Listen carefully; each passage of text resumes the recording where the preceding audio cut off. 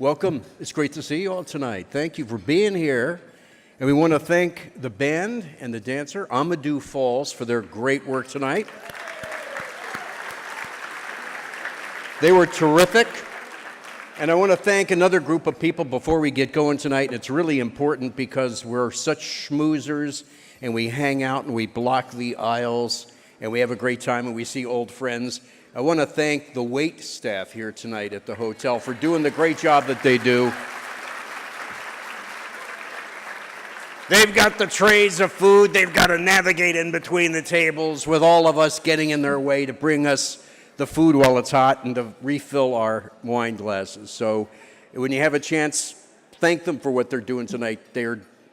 What they do is infinitely harder than what most of us do, certainly harder than what I do. So we're very appreciative. Good evening, and welcome to the International Medical Corps' 2018 Annual Awards Celebration. Some of you come every year. Yes. Some of you folks come here every year, and we're really appreciative. Many of you are here for the very first time, and we're thankful for that, too. We'd like to welcome every one of you, 500 folks, for spending time tonight with the International Medical Corps. And tonight,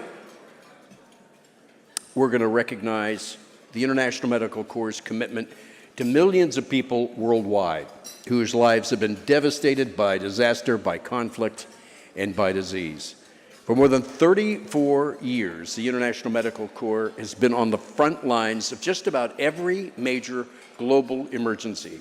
They've been saving lives, and they've been relieving suffering.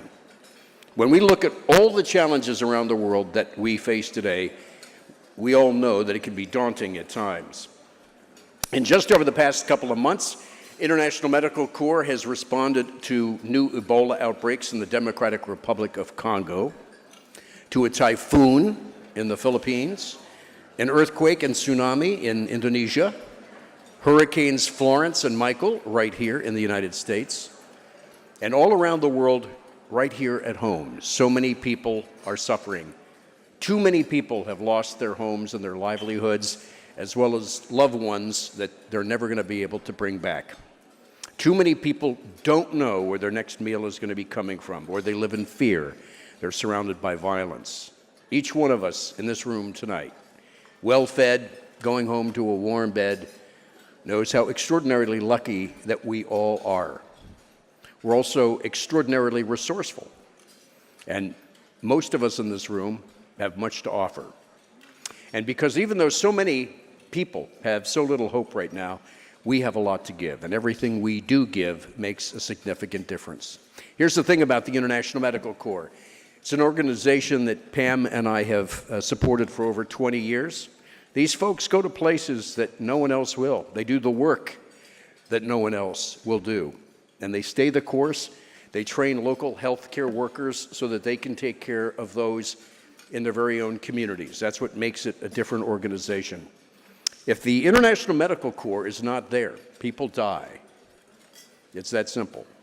And the work is hard, it's scary, it's risky, it's heartbreaking, but somebody's got to do it. And the International Medical Corps is filled with somebodies that are willing to do that. And we're here tonight to celebrate them, Dr. Bob Simon, Nancy Aussie, all of their colleagues, those that are on the front lines day in and day out, doing really hard work to save lives and improve lives of men and women and children that are living in unimaginably desperate circumstances.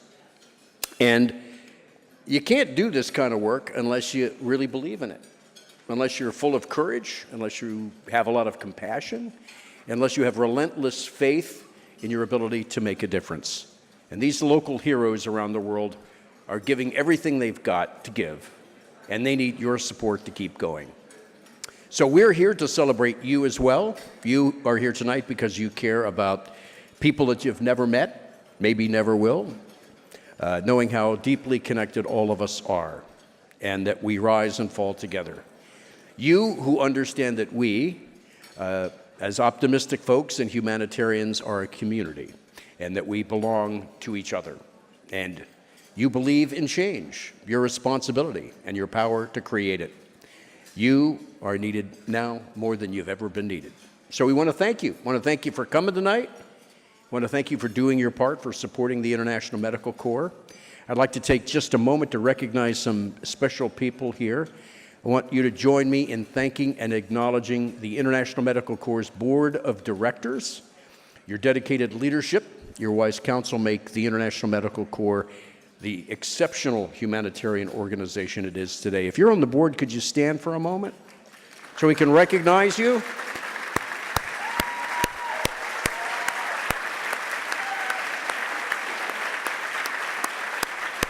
Great, thank you. And I'd like to also acknowledge the Leadership Global Council and Global Ambassadors. You folks, your commitment, your enthusiasm has had a remarkable effect, increasing International Medical Corps' profile and deepening its community of support here in Los Angeles and around the world. So if you're in that group, could you please stand? Global Ambassadors and the Leadership Council. Bob.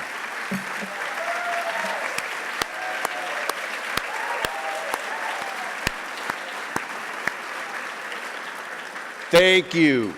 And we finally want to acknowledge a couple folks that are past honorees that are joining us again tonight. We really appreciate it. That demonstrates their lasting commitment to this great organization, the International Medical Corps.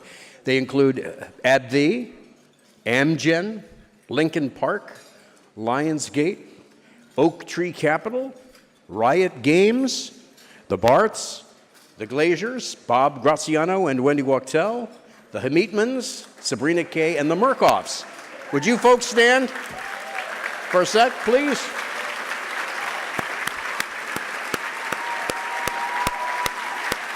Thank you. We really appreciate you folks. We got a great evening planned for you tonight. We've got some great honorees. J.P. Morgan Chase. We have Hope and Robert Smith and Mary Lynn Malamba. And as we promise every year, true to form, we are going to be ending the evening before 9:30 tonight. And if we're not out of here by 9:30, I'm going to come to your house and teach your Shih Tzu Mandarin.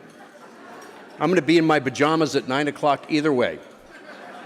So now please turn your attention to the video screen. Thank you.